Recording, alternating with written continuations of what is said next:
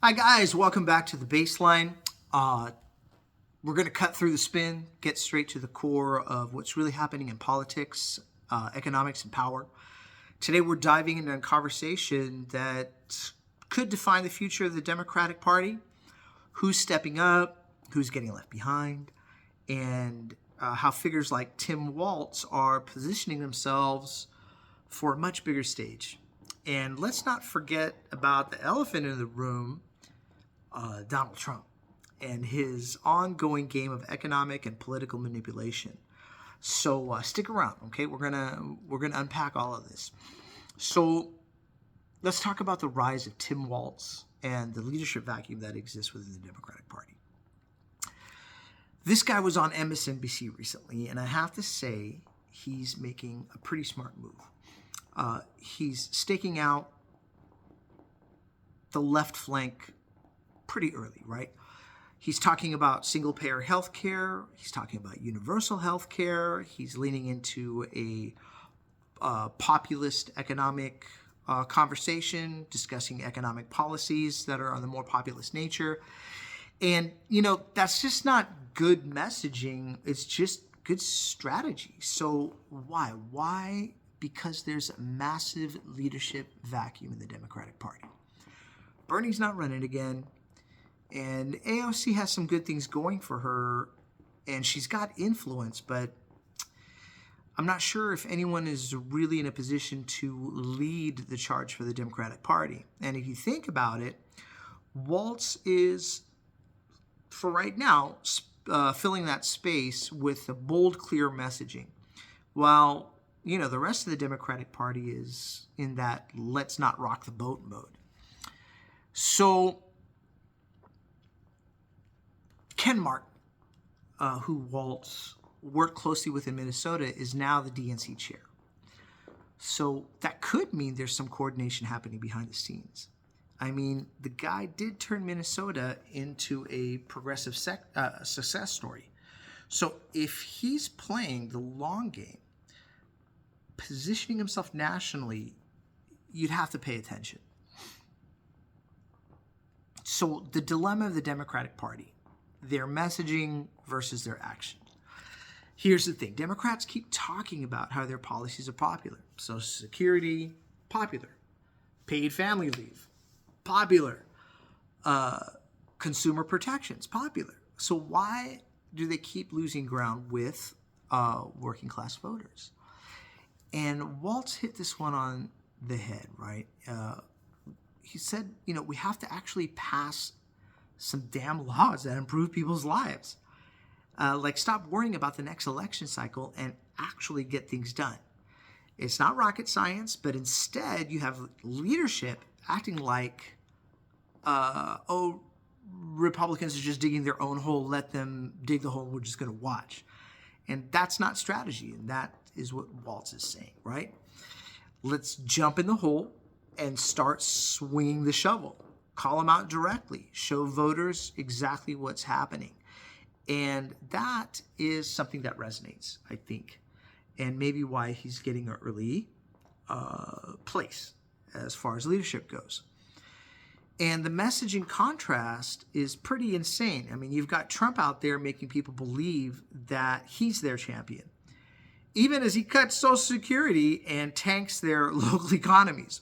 So meanwhile, Democrats are trying to win back suburban moderates when they should be focused on working class base. The working class base they've been losing for a while now.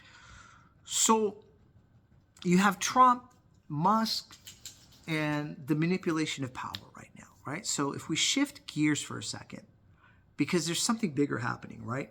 We've got billionaires like Elon Musk being cheered on by the working class people, even as he fires them and moves their jobs overseas.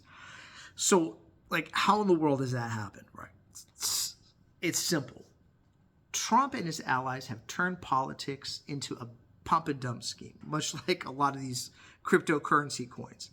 It's a series of strategic shocks in design to manipulate markets and consolidate wealth. So let's take this tariff announcement. One day, Trump floats an idea. Boom, the markets react. His buddies and VC firms scoop up the assets while they're low. Then, oh, just kidding, the policy ends up changing. So suddenly, everything they just bought for cheap is valuable again.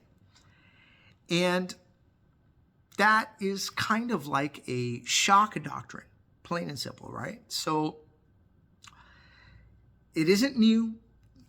It's mob-style economics at its highest level, right? And the scariest part is Trump doesn't even have to worry about the votes anymore. He literally said he was saved by God to save America. And that's not a campaign. It's a mandate. And if he wins again, his only goal will be get as rich as possible and as fast as possible. And the democracy part, well, that's going to be secondary, I would imagine, right? So here's the economic shell game, right? Let's not forget that everyday ways this kind of manipulation plays out. Case in point, let's take something like student loans. Right now, because Republican-backed injunctions, thousands of borrowers are getting auto-kicked off of income-driven repayment plans. So people who are paying $23 a month are now looking at bills that are more like $3,400 a month. And you know what? Almost nobody is talking about this stuff. The student loan system's like a trapdoor. You don't realize you've fallen through until that first insane bill comes in the mail. And what's the worst part? These programs are designed to help people to avoid financial ruin. But thanks to the lawsuits and executive orders, they're being systemically dismantled while nobody is watching. And this is the problem with the media ecosystem right now. Less investigative reporting, more corporate influence, and fewer resources going toward actually uncovering these issues. So if you're not actively digging, you're not going to find this stuff. And most people just don't have the time for that. So what are our final thoughts here? Where do we go from here? So that's the big question. Where does this all lead? Does the Democratic Party step up and start fighting? Or do they keep playing it safe while billionaires and political elites rig the game in plain sight? Tim Waltz is making smart moves. He's stepping into a leadership vacuum. He's putting out a message that resonates. The real question is, will the party follow? And, you know, are we possibly going to just watch another cycle of weak messaging, weak action, and a complete failure to connect with any of these voters or what they actually need? So I want to hear from you. What do you guys think? Does Waltz have what it takes to make a national impact? Is there another leader out there you guys think could step in and shake things up? Drop a comment below. Let me know what you guys think. And if you guys like this breakdown, I'll be honored if you liked and subscribe to the channel. And we'll catch you in the next round. Thank you so much.